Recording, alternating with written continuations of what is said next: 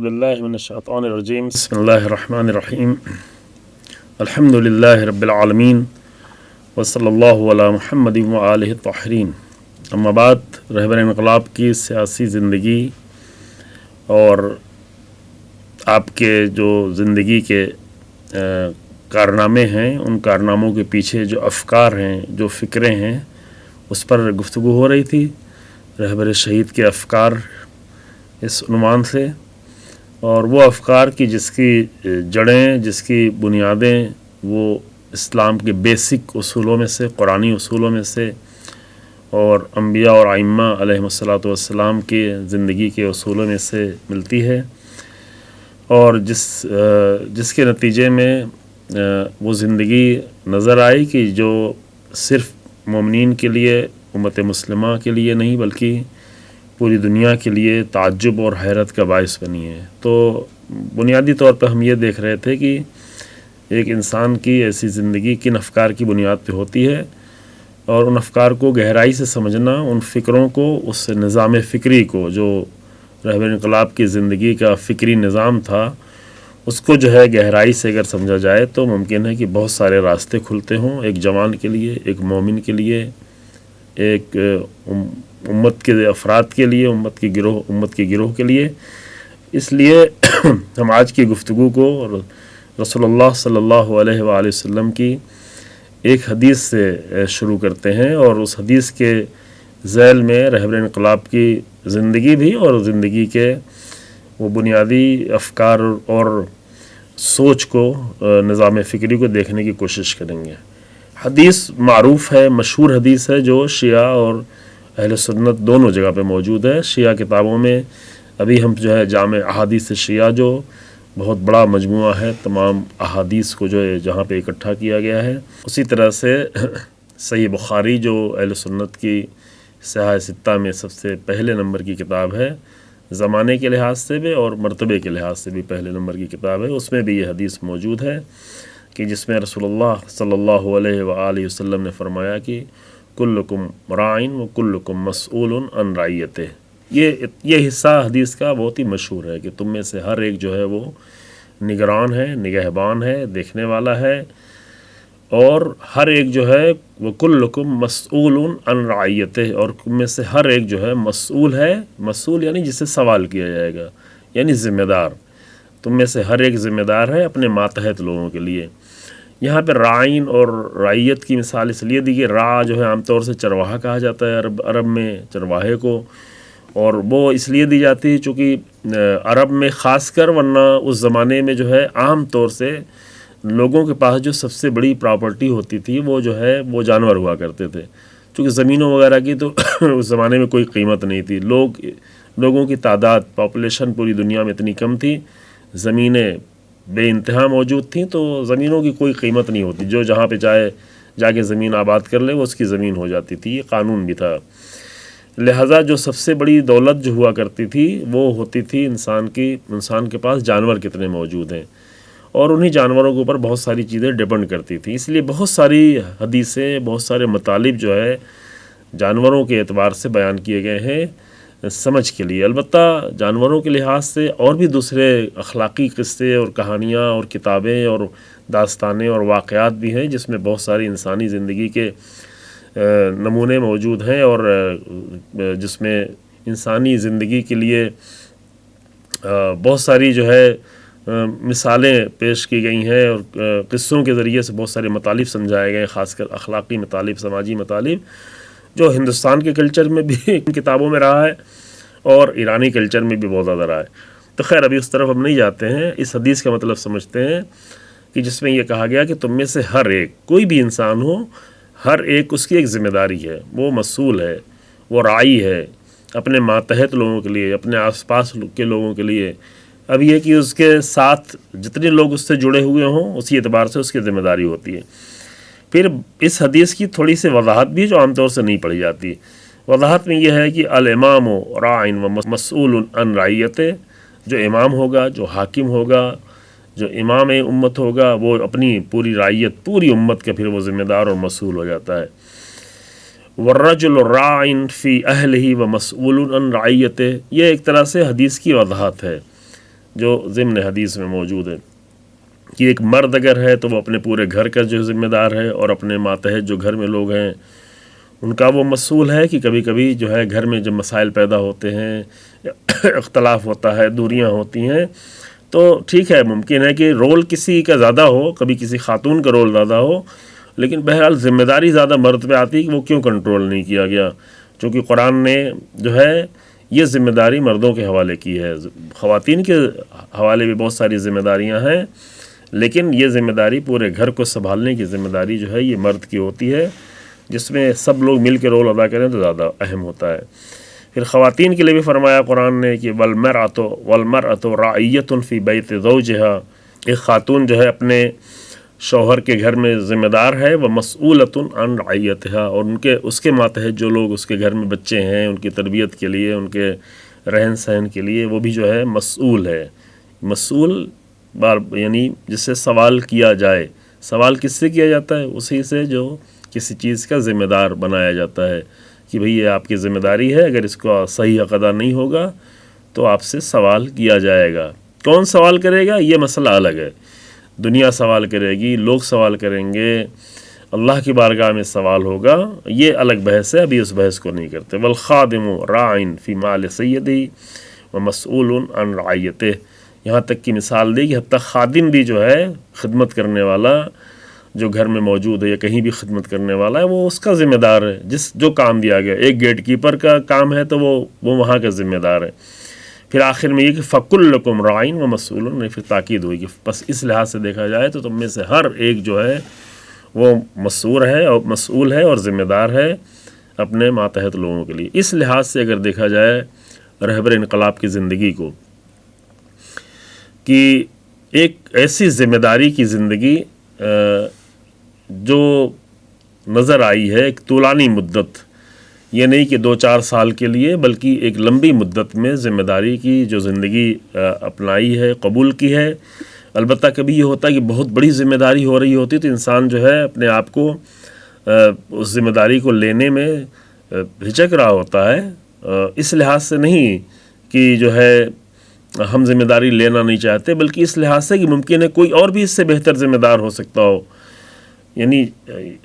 عام طور سے یہ بیماری ہوتی ہے، ذہنی بیماری ہوتی ہے، جب انسان خود کو سب سے بہتر سمجھ رہا ہو اور یہ سمجھ رہا ہو کہ ہم ہی سب سے بہتر ہیں، تو یہ عہدہ، یہ منصب ہمارے ہی پاس آنا چاہیے۔ لیکن نارمل اگر انسان ہے، اور خاص کر اگر اس کے اندر جو ہے خضوع پایا جاتا ہے، ہمبلنس پائی جاتی ہے، انسانی صفات، اخلاقی صفات پائے جاتے ہیں، تو وہ اپنے آپ کو سب سے بہتر نہیں سمجھے گا۔ لہذا سب سے بڑی ذمہ داری جب رہبر انقلاب کو دی گئی تو اپنی پوری کوشش کی کہ یہ ذمہ داری نہ لیں، اور ظاہر ہے وہ ذمہ داری کون سی تھی؟ وہ ذمہ داری ولایت فقیہ کی تھی، ولی فقیہ کی حیثیت سے، جس کو ہم کہتے ہیں ابھی سپریم لیڈر کی حیثیت سے ایک ملک کے، اور ظاہر ہے کہ وہ ایک ملک میں سپریم لیڈر ہوتے ہیں، لیکن وہ ذمہ داری صرف ملک کی حد تک نہیں ہوتی بلکہ اور آگے تک ہوتی، جو بھی تھوڑا انشاءاللہ اشارہ کیا جائے گا آپ کی خدمت میں۔ تو وہ ویڈیوز موجود ہیں، وہ لوگوں نے دیکھا بھی ہے، آپ چاہیں تو دیکھیں، اچھا ہے وہ منظر جو ہے تقریباً 37 سال پہلے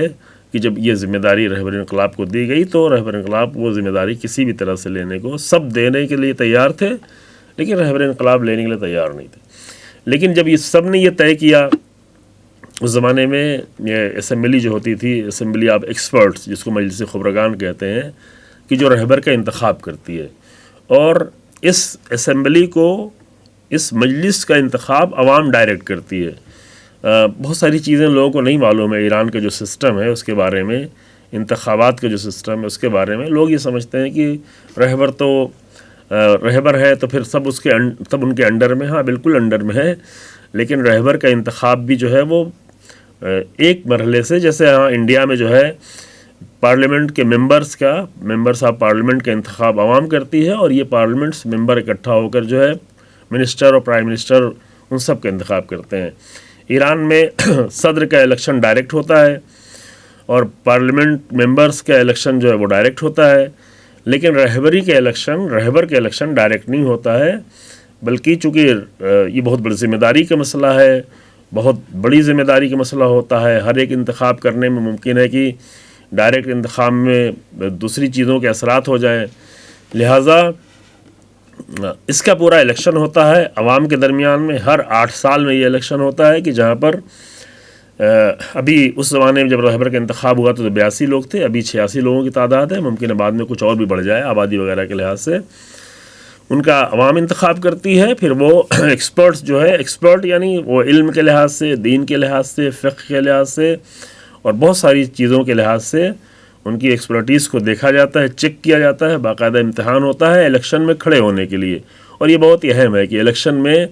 جن کو ذمہ داریاں ملنی ہیں وہ ہر ایک آگے کوئی نہ کھڑا ہو جائے کہ کوئی پیسے کی بنیاد پہ الیکشن نہ جیت جائے یا جھوٹے پروپیگنڈے کی بنیاد پہ نہ جیت جائے، بلکہ کم سے کم کچھ کرائٹیریا موجود ہے جس کی بنیاد پہ یہ کم سے کم معلوم ہو کہ انسان ذمہ داری لینے کے لائق ہے کہ نہیں ہے،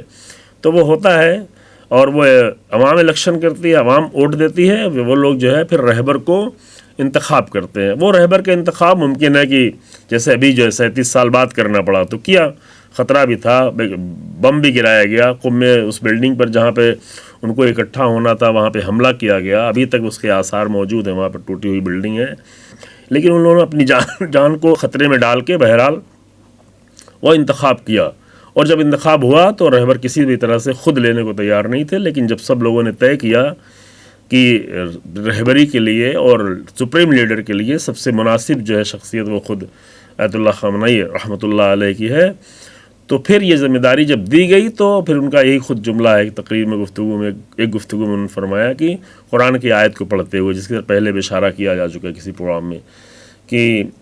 قرآن میں 2 جگہ یہ بات مینشن کی گئی ہے کہ ذمہ داری کو مضبوطی سے لینا، خذ الکتاب بقوہ، جناب موسیٰ کے لیے ہے، جناب یحییٰ کے لیے ہے یہ آیت، کہ مضبوطی سے جب کوئی ایک ذمہ داری، کوئی ایک کام دیا گیا ہے تو اس کو بہت قوت کے ساتھ، بہت ہی مضبوطی کے ساتھ لینا، وہ رہبر انقلاب نے لیا۔ اور یہ نہ صرف یہ کہ جو ہے وہ 56 سال کی عمر میں مثلا، یا معاف کیجیے گا 59 سال کی عمر میں یہ ذمہ داری لی، ورنہ پہلے بھی جو ہے ذمہ دارانہ جو زندگی تھی اس سے 10 سال پہلے انقلاب آیا، جب رہبر انقلاب کی عمر ظاہر ہے کہ اور بھی بہت کم تھی، 49 سال کی تھی، 39 ایئرس کی تھی جب انقلاب آیا، لیکن انقلاب کے پہلے 12 سالوں میں بہت زیادہ بڑے پیمانے پر جو ہے انقلاب کی اہم ذمہ داریوں کو انجام دیتے رہے۔ امام خمینی کے سب سے نزدیک ترین لوگوں میں سے رہبر انقلاب ایک تھے، یعنی شہید مطہری رحمۃ اللہ علیہ بھی تھے، جو بزرگ تھے سن کے لحاظ سے، اور بہت سارے ان کی شہید مطہری کی بہت ہی عظمت تھی، لیکن بہت ساری ذمہ داریاں رہبر انقلاب کے اختیار میں ہوا کرتی تھیں اور وہ ذمہ داریاں لیتے تھے۔ اور حتیٰ اس سے پہلے بھی دیکھیں، ذمہ داری کا ایک نمونہ میں پیش کرنا چاہتا ہوں جلدی سے۔ ایک انسان جس کے دل میں ظاہر ہے کہ جو انسان اتنے بڑے مقام تک پہنچنے والا ہے تو ایک بارگی تو کوئی نہیں پہنچتا، کوئی معجزہ نہیں ہوتا۔ ایک انسان کی زندگی کے آغاز سے اس کی اپروچ کیا ہوتی ہے، اس کا مقصد کیا ہوتا ہے، اس کی سوچ کیا ہوتی ہے، وہ انسان اصل میں جوانی میں یہ ساری چیزیں، ابتدائی جوانی میں یہ ساری چیزیں طے کرتا ہے۔ اور اسی نتیجے میں رہبر انقلاب نے اپنا وطن چھوڑ کے، مشہد چھوڑ کے نجف تک گئے، نجف پڑھائی کرنے کے، جو اس کا نجف سب سے بڑا مرکز تھا، شیعہ تھیالوجی کا سب سے بڑا مرکز جو ہے وہ نجف ہوا کرتا تھا۔ لیکن جو ایک بڑے مقصد کے ساتھ جو ہے وہاں پہ پڑھنے گیا ہو اور اسے یہ احساس ہوا کہ میرے والد بہت زیادہ ضعیف ہیں اور بیمار ہو چکے ہیں، آنکھوں کی بینائی جا چکی ہے، تو یہ بھی کہہ سکتے تھے کہ ٹھیک ہے ہمارے بھائی بہن اور بھی تو ہیں، وہ کوئی دیکھ لے گا، کوئی سنبھال لے گا۔ عام طور سے یہ بہانے مل جاتے ہیں لوگوں کو کہ ہاں ٹھیک ہے کوئی اور دیکھ لے گا، اچھا بھائی بہن اگر نہیں ہے، بزی ہیں، تو کسی کو کرائے پہ کر لیں گے، کسی کو ہائر کر لیں گے، کسی مثلا میڈیکل شخص کو ہائر کر لیں گے، کہ البتہ اس زمانے میں یہ سب امکانات نہیں تھے، لیکن آدمی کو تو بہرحال کیا جا سکتا تھا۔ لیکن ایک انسان نے خود اپنی ذمہ داری یہ سمجھی کہ ایک اتنی بڑی پڑھائی جو بہت کم لوگوں کو اس زمانے میں نصیب ہوتی تھی کہ وہ اپنے ایک ملک سے نکل کر دوسرے ملک جا کے پڑھ رہا ہو، لیکن احساس ذمہ داری کے تحت وہ چھوڑ کے آ گئے اور پورے وجود سے، پورے دل کے ساتھ جو ہے اپنے باپ کی، اپنے والد کی، جبکہ ماں بھی تھوڑا بہت اس کو ضعیفہ ہو چکی تھی اور بیمار تھی، ماں باپ کی خدمت کرنے لگے۔ اور اپنی کسی گفتگو کے درمیان میں، تقریر میں نہیں لیکن آپسی گفتگو کے درمیان میں، یہ مجھے بہت پہلے کبھی سنا تھا کہ رہبر انقلاب نے فرمایا ہے کہ ان خدمات کا بہت زیادہ اثر ہماری زندگی پہ، یعنی اللہ کی طرف سے جو ہوتا ہے نا کہ ہم یہ سمجھتے ہیں کہ ارے یہ ہمارے ماں باپ ہیں، ان کی خدمت کریں یا نہ کریں تو کیا فرق پڑے گا، ہم نہیں کرتے تو کوئی اور کر دے گا، ہم نہیں پہنچ پاتے تو ہمارے بھائی بہن کر دیں گے۔ بھائی بہن بھی اگر نہیں ہوں گے تو مثلا کوئی اور رشتہ دار آگے جو ہے وہ خدمت کر دے گا. لیکن ایک انسان جب خود اپنی ذمہ داری سمجھ کے ایک اپنے بہت بڑے کام کو چھوڑ کے آتا ہے، کیونکہ سمجھتا ہے کہ یہ اس وقت کی ہماری ذمہ داری ماں باپ کی خدمت کرنا ہے، تو وہ خدمت کرنے آئے تو ان کی زندگی پر، روح پر یہ اللہ کی طرف سے لطف ہوتا ہے کہ خاص لطف شامل حال ہوتا ہے. کبھی کبھی کیا ہوتا ہے کہ انسان بہت زیادہ پڑھ رہا ہو لیکن ذہن کے دروازے نہیں کھلتے، اصطلاحیں یاد ہو جاتی ہیں، ٹرمز یاد ہو جاتے ہیں، بہت ساری چیزیں رٹ لیتا ہے لیکن دل میں نور نہیں ہو پاتا ہے. وہ نور کب ہوتا ہے؟ وہ قرآن نے بیان کیا ہوا ہے کہ واتقوا اللہ ویعلمکم اللہ، پاکیزگی اختیار کرو، اللہ تمہارا معلم ہوگا، اللہ تمہیں تعلیم دے گا. تعلیم کیوں دیتا ہے اللہ؟ تعلیم دینے کے یہ سب اصول ہوتے ہیں کہ انسان کی زندگی میں ایسے حالات پیدا ہوتے ہیں، ایسی ذمہ داریوں کو محسوس کرتا ہے جس کے نتیجے میں انسان کی دل میں اور روح میں وہ پاکیزگی پیدا ہوتی ہے، جس کے نتیجے میں اللہ کی طرف سے نور عطا ہوتا ہے. یا مثلا جب آپ رہبر انقلاب جو ہے وہ انقلاب کے بعد بڑی بڑی ذمہ داریوں میں ہے، بہت جلد پھر پریسیڈنٹ ہوئے ایک ایسے ملک کے جو ہر طرف سے گھرا ہوا تھا، جنگ کے حالات تھے، لیکن ان حالات میں بھی جب ذمہ داری یہ محسوس کی کہ ہمیں میدان جنگ میں بھی ذمہ داریاں سنبھالنا ہے، تو بھئی عام طور سے ایسا ہوتا ہے کہ نہیں بھئی ہم کو تو بڑے کام ہیں، پورے ملک کو دیکھنا ہے، پورے ملک کو سنبھالنا ہے، پورے انقلاب کو دیکھنا ہے، تو جنگ تو جوان لوگ جا کے کریں، لوگ کریں، لیکن وہ میدان جنگ میں بھی نظر آتے تھے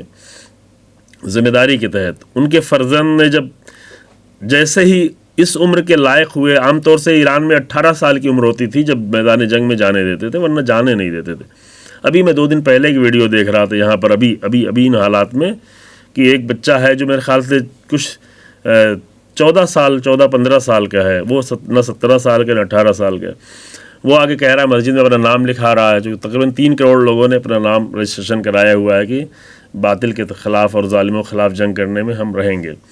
اب 3 کروڑ مطلب 9 کروڑ کی پوری آبادی ہے، تو 3 کروڑ لوگوں نے اگر لکھایا ہوا تو اس میں بہت ساری، جنہوں نے نہیں لکھایا ہے تو اس میں بہت زیادہ بوڑھے ہوں گے یا بہت زیادہ بچے ہوں گے یا خواتین ہیں. یعنی ظاہراً ایسا لگتا ہے کہ لڑنے والے جتنے لوگ ہو سکتے ہیں انہوں نے سب نے اپنا نام لکھایا ہوا ہے، یعنی شاید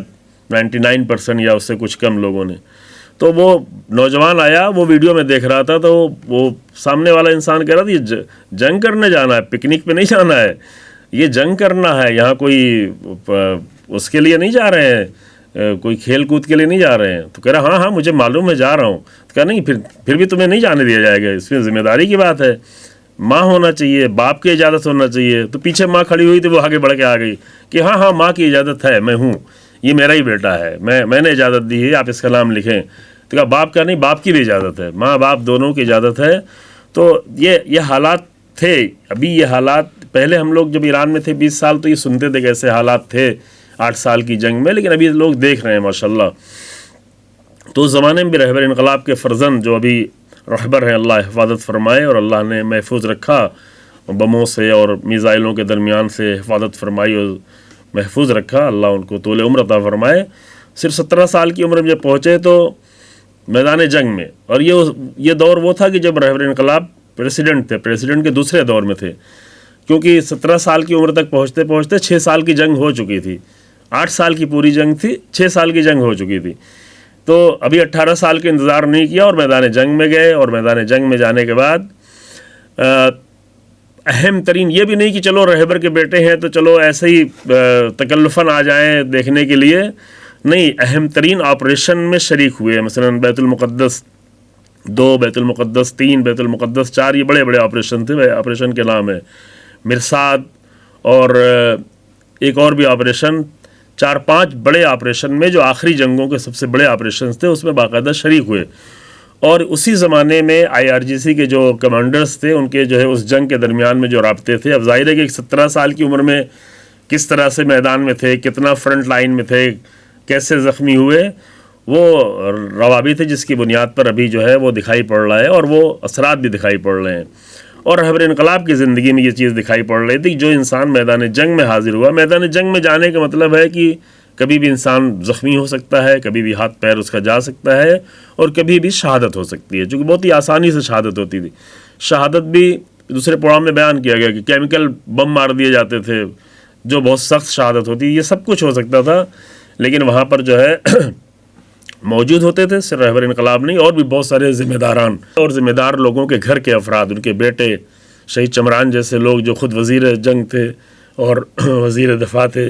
ان کی شہادت جب بالکل فرنٹ لائن میں ہوئی، ہم لوگ جا کے دیکھ چکے ہیں کہ بالکل جو ہے وہ جو فرنٹ لائن میں جہاں پر سنگر بنایا جاتا ہے، مورچے بنائے جاتے ہیں جہاں پر، وہیں پر ان کی شہادت ہوئی۔ تو یہ ایسے افراد کہاں سے پیدا ہوتے ہیں؟ ایسے افراد اس ذمہ داری کے تحت پیدا ہوتے ہیں کہ جو ایک انسان میں اللہ نے بنیادی طور پہ قرار دی ہے، رکھی ہوئی ہے، کہ انسان کی اگر ایک اصلی تعریف پوچھی جائے خود قرآن سے، تو قرآن جو ہے انسان کو قرآن جو ہے انسان کی تعریف کرے گا، جو ڈیفائن کرے گا قرآن، وہ یہ کہ الم اعہد الیکم یا بنی آدم ان لا تعبدوا الشیطان، کیا میں نے تم سے عہد نہیں لیا ہے، یعنی کیا میں نے تم سے یہ ذمہ دار نہیں بنایا؟ عہد یعنی وہی ذمہ دار، عہدہ بھی اسی سے بنا ہوا، جو اردو میں بولا جاتا ہے عہدہ بھی جو ہے ذمہ داری۔ عام طور سے لوگ سمجھتے ہیں عہدہ یعنی منصب، عہدہ یعنی چلو مبارکباد دینے کے لیے، عہدہ یعنی لوٹنے کا سامان فراہم کر دیا، عہدہ یعنی اب جو ہے اپنے اعتبار سے اپنے لوگوں کو فائدہ پہنچانا۔ لیکن یہ دنیا کے عہدے ہو سکتے ہیں، اسلامی طور پر قرآنی نگاہ سے دیکھا جائے تو عہد یا عہدہ یہ جو ہے ایک ذمہ داری ہے، اور سب سے بڑی ذمہ داری یہی ہوتی ہے جب کسی انسان کو کوئی عہدہ دیا جاتا ہے۔ قرآن نے انسان کو پیدا ہونے سے پہلے ہی سے ہر انسان کو کہا کہ میں نے تجھ سے کچھ عہد لیا ہوا ہے، اللہ سے انسان کا عہد ہے۔ یہ سورہ یاسین میں فرمایا، پھر سورہ احزاب میں فرمایا کہ من المؤمنین رجال صدقوا ما عاہدوا اللہ علیہ، مومنین میں سے کچھ لوگ ایسے ہیں جو اس عہد کو پورا کر دیتے ہیں جو اللہ سے انہوں نے کیا ہوا ہے، عہد کو سچا ثابت کر دیتے ہیں۔ پھر قرآن کی بہت ساری آیتیں اس مطلب پہ گواہی دیتی ہیں کہ اصل انسان کی تعریف کی جائے کہ انسان کیا ہے، تو انسان کی ایک سب سے زیادہ قرآنی تعریف یہ ہوگی کہ انسان وہ ہے کہ جو ایک ذمہ دار موجود ہے۔ دوسرے جانور بھی کسی حد تک ذمہ دار ہیں، لیکن ان کی ذمہ داریاں بہت کم ہیں۔ ایک درخت کی ذمہ داری ہے کہ وہ سایہ دے دے، آکسیجن دے دے، پھل دے دے۔ ایک گھوڑے کی ذمہ داری ہے کہ وہ میدان جنگ میں ہو یا سفر میں ہو تو اپنے مسافر کو اپنی منزل تک پہنچا دے۔ گائے بھینس کی ذمہ داری یہ ہے کہ وہ دودھ دے دے، وہ بچے دے دے، نسلیں آگے بڑھ جائیں جانوروں کی، اور بھی بہت ساری چیزوں کی ذمہ داری۔ لیکن انسان کی ذمہ داری اتنی چھوٹی سے نہیں ہے۔ انسان کی ذمہ داری وہ ہے کہ جو فرشتہ نہیں اٹھا سکتا، انسان کی ذمہ داری وہ ہے کہ جس کے لیے قرآن نے کہا کہ آسمان نہیں اٹھا سکا، زمین نے انکار کر دیا، پہاڑوں نے انکار کر دیا۔ انا عرضنا الامانۃ علی السماوات والارض والجبال فابین ان یحملنها وحملها الانسان فابین ان یحملنها واشفقنا منها وحملها الانسان، کہ ہم نے امانت کو، امانت یعنی ذمہ داری، اب وہ امانت کے مصداق بہت سارے ہیں، کون کون سی امانتیں ہیں اس کی تفسیر سے روایات میں بحث کی گئی ہے، لیکن ہم نے اس ذمہ داری کو دینا چاہا، دیا، پیش کیا، آسمانوں کے سامنے، پہاڑوں کے سامنے، زمینوں کے سامنے انہوں نے انکار کر دیا اور ڈر گئے۔ اب ظاہر ہے کہ ایسا نہیں ہو کہ اللہ نے کوئی لا کے پیش کیا اور پہاڑ کے نہیں میں نہیں لیتا، یعنی اس کا مطلب یہ ہے کہ پہاڑ کے وجود میں یہ صلاحیت نہیں ہے کہ اس کے پاس کوئی ذمہ داری دی جائے تو کوئی بڑی ذمہ داری لے لے۔ پہاڑ کی ذمہ داری اتنی ہو سکتی کہ زمین ٹھہری رہے، لرزش پیدا نہ ہو، کچھ خزانے دے دے، کچھ کیمیکلز دے دے، کچھ جو ہے کیمیکل اثرات کے نتیجے میں کچھ قیمتی کوئلہ دے دے یا اور دوسرے پتھر دے دے، یہ دے سکتا ہے، لیکن بڑی ذمہ داری پہاڑ نہیں لے سکتا، زمین بڑی ذمہ داری نہیں لے سکتی، آسمان کی جس کی وسعتوں کی کوئی حد نہیں ہے، انسان تو نہیں سمجھ پایا کم سے کم کی کتنی وسعتیں ہیں، وہ ذمہ داری نہیں لے سکتا جو انسان لے سکتا ہے۔ وَحَمَلَهَا الْإِنسان، انسان نے یہ ذمہ داری لی۔ اب ظاہر کون سے انسان نے ذمہ داری لی؟ غیر ذمہ دار لوگ تو ذمہ داری نہیں لے سکتا، اگرچہ ہر انسان میں اللہ نے یہ صلاحیت رکھی ہے، کسی بھی مذہب میں، کسی بھی دین میں، کسی بھی ایریے میں پیدا ہونے والا انسان ہو، یہ صلاحیت سب میں ہے، لیکن نہیں لے سکتا، ہر ایک نہیں لیتا ہے۔ غیر ذمہ دار لوگ ذمہ داریاں نہیں لے سکتے ہیں، لیکن تاریخ میں ہمیشہ ایسے لوگ پیدا ہوئے ہیں جنہوں نے بڑی بڑی ذمہ داریاں لی ہیں، اور وہ ذمہ داری لینے والے تاریخ میں ہمیشہ باقی رہتے ہیں۔ ہم اپنے دور میں جس کو یاد کر رہے ہیں، جس کے فکر کو، جس کے افکار کو گہرائی سے تھوڑا سمجھنا چاہتے ہیں، تھوڑی سی گہرائی سے اپنے اور آپ کی حد تک، ورنہ ممکن ہے کہ بہت ساری چیزیں ہم جیسے لوگ نہیں سمجھ پائیں ایسے عظیم انسانوں کی زندگی میں، امام خمینی اور رہبر انقلاب جیسے انسان کی زندگی میں۔ لیکن جو ہم سمجھنا چاہتے ہیں وہ یہ ہے کہ ایک انسان جس نے ذمہ داری لی، اور ذمہ داری کو، چاہے وہ انقلاب کے پہلے کی ذمہ داریاں ہوں، چاہے امام خمینی کے 12 سال جو ہے ایران سے باہر نکال دیا گیا، ایران سے باہر نکالنے کے بعد جو ذمہ داریاں تھیں، اس انقلاب کے رمق کو باقی رکھنا، اس کی روح کو زندہ رکھنا، اس کے پیغامات کو باقی رکھنا، جبکہ پابندیاں تھیں، شہر بدر کیا جا رہا تھا، ممبر پہ جانے پہ پابندی تھی، درس و دروس پہ پابندی تھی، لیکن جب ایک ذمہ دار انسان ہوتا ہے تو اس کے اوپر کتنی بھی پابندیاں لگائیں وہ کہیں نہ کہیں سے اپنا کردار ادا کرنے کے لیے راستہ تلاش کرتا ہے اور اللہ اس کے لیے راستے کھولتا ہے۔ پھر انقلاب آنے کے بعد ذمہ داریاں بڑھتی چلی گئیں۔ عام طور سے یہ ہوتا ہے کہ کوئی بڑا انقلاب آ گیا تب لوگ خوش ہونے لگتے ہیں کہ بھئی اب تو عہدے ہمارے پاس آئیں گے۔ عہدوں کو لے کر خوش ہونے والے لوگ اور ہیں، عہدوں کو لے کر ذمہ دار ہونے والے لوگ اور ہیں، اور رہبر انقلاب ان میں سے تھے کہ جہاں پہ پھر جنگ پہ ہوئی تو جنگ کی سب سے بڑی ذمہ داری، پورے جنگ کی سب سے بڑی ذمہ داری جو ہے رہبر انقلاب پہ ہوتی تھی،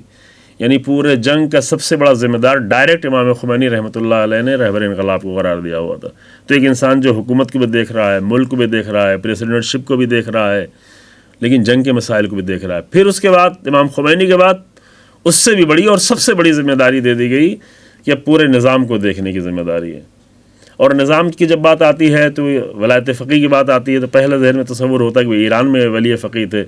لیکن وہ انسان جو ایران میں ولی فقیہ تھا وہ صرف ایران کے لوگوں کا ذمہ دار نہیں تھا، وہ فلسطین کا بھی ذمہ دار تھا، وہ عراق اور سیریا جن سے جنگ ہو چکی تھی ان کا بھی ذمہ دار تھا، وہ عراق جو سب سے بڑا دشمن ملک رہا ہے، 8 سال جنگ کی ہوئی ہے، آج وہ عراق ایران سے سب سے زیادہ نزدیک ہے، یعنی بارڈر کے لحاظ سے تو نزدیک ہے ہی ہے، لیکن بہت سارے مسائل میں ہم پورے عراق کی بات نہیں کر رہے ہیں، سارے عراق کے سارے لوگوں کی بات نہیں کر رہے ہیں، لیکن اسی عراق کی بڑی تعداد میں اگر ہم 50 لاکھ اگر کروڑوں نہ کہہ سکیں تو 50 لاکھ کی تعداد میں کہہ سکتے ہیں کہ جو آ کر اس انقلاب کی میراث کو سنبھالے ہوئے، وہ انسان جو ایران میں ذمہ دار بنایا جا رہا ہے وہ لبنان کا بھی ذمہ دار ہے، لبنان کے مومنین کا ذمہ دار ہے، اور دنیا بھر کے مظلوموں کا ذمہ دار ہے، دنیا بھر کے مظلوموں کی آواز کا ذمہ دار ہے، وہ اسلام کا ذمہ دار ہے، وہ شیعت کا ذمہ دار ہے، وہ اہل بیت علیہ السلام کی میراث کا ذمہ دار ہے۔ اس ذمہ داری کو پھر کس طرح ادا کیا؟ پہلے جیسے عرض کیا گیا کسی گفتگو میں اس میں یا کسی اور سلسلے میں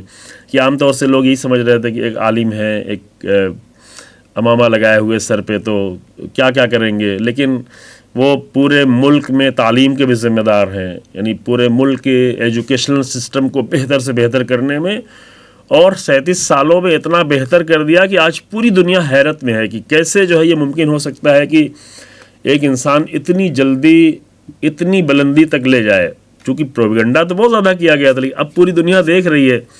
لوگ تو یہ سمجھ رہے ہیں چلو میزائل بنا لیا ہوگا، کچھ یورینیم کو انریچمنٹ کر لیا ہوگا،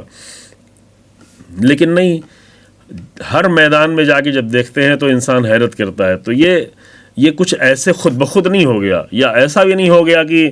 مثلا خاتمی جیسے لوگ یا روحانی جیسے لوگ یا مثلا آنے والے پریسیڈنٹ نے یہ سب کچھ کیا ہے، نہیں، یہ ساری ذمہ داریاں رہبر انقلاب کی رہی ہیں، اور رہبر انقلاب باقاعدہ جہاں ڈانٹنا پڑتا تھا ڈانٹتے تھے، انہی صدر لوگوں کو سختی سے بات کرنی ہوتی تو سختی سے بات کرتے تھے، اور جہاں سمجھانا ہوتا تو سمجھاتے تھے، اس میں کوئی بھی تکلف نہیں کرتے تھے، اور کہتے بھی تھے کہ ہم کوئی ڈپلومیٹ تھوڑی نہیں ہے بھئی، ہم تو ایک انقلابی انسان ہیں، ہم تو ایک مسلمان ہیں، ایک شیعہ ہیں، تو بغیر کسی تکلف کے جو ہے اب جتنی بھی آپ کو ترقیاں آپ کو نظر آ رہی ہیں ایران کے اندر، جو بھی پوری دنیا حیرت سے دیکھ رہی ہے، یعنی واقعاً حیرت سے دیکھ رہی ہے، وہاں کی خواتین، وہاں کے نوجوان، وہاں کا ایجوکیشنل سسٹم، وہاں کی پڑھائی، وہاں کی جو ہے صحت، تعلیم، شہر کی ساخت، وہ ساری چیزیں جو دکھ رہی ہیں ان سب کے پیچھے ایک ذمہ دار انسان تھا، جس نے حتیٰ سال کے نام رکھنے میں بھی رعایت کی کہ نام کیا رکھا جائے، مثلا کچھ سال نام رکھے گئے سال رسول اعظم، یعنی پیغمبر اکرم صلی اللہ علیہ وسلم، پورے سال بھر رسول اللہ کے اوپر لٹریچر لکھے گئے، کتابیں لکھی گئی، کمی محسوس ہو رہی تھی کہ رسول اللہ کی زندگی کو صحیح طرح سے نہیں سمجھا گیا، تو پورے سال بھر پورا جو ہے تھنک ٹینک، جتنے بھی رائٹرز تھے، جتنے بھی اسکالرز تھے، وہ سب کے سب سال بھر رسول اللہ کے لیے کام کرتے رہے، ایک بڑا ذخیرہ، ایک بڑا لٹریچر تیار ہوا۔ ایک سال کو سال کا نام رکھا گیا سال امیر المومنین، سال امام علی علیہ السلام، تو پورے سال بھر اتنی بڑی بڑی تحقیقات ہوئیں، بڑی بڑی جلدوں میں کتابیں چھپیں، تاکہ امیر المومنین کی زندگی کے بہت سارے پہلو بھی میرے پاس بھی موجود ہے، شاید 20-22 جلد میں امام علی علیہ السلام کی زندگی کے وہ سارے پہلو جو اس پہ کبھی بھی گفتگو نہیں ہوئی تھی، کتابوں کے کہیں کونے وونے میں پڑھی ہوئی تھی کہیں چیزیں، لیکن اس پہ باقاعدہ منظم طریقے سے گفتگو نہیں ہوئی تھی۔ پھر وہی رہبر انقلاب نے جب محسوس کیا کہ ضرورت ہے تو کئی سال تک جو ہے اکنامی، اقتصاد، محنت، کوشش، جوانوں کے لیے یہ سارے نام رکھتے رہے، اور یہ نہیں فقط نام رکھ کے اعلان کر دیا بلکہ اس پر پھر سال بھر فالو کرنا، سال بھر اس کو آگے بڑھانا، یونیورسٹیز کے لیے، لوگوں کے لیے، لوگوں کے اخلاق کے لیے، لوگوں کی ذہنی تربیت کے لیے، لوگوں کے شعور کو بلند کرنے کے لیے۔ بہت ہی اہم مسئلہ ہے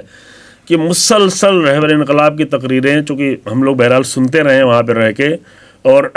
یہ توفیق رہتی تھی جو ابھی بہرحال یہاں آنے کے بعد اتنی زیادہ نہیں ہو پاتی ہے، کوشش رہتی ہے پھر بھی کہ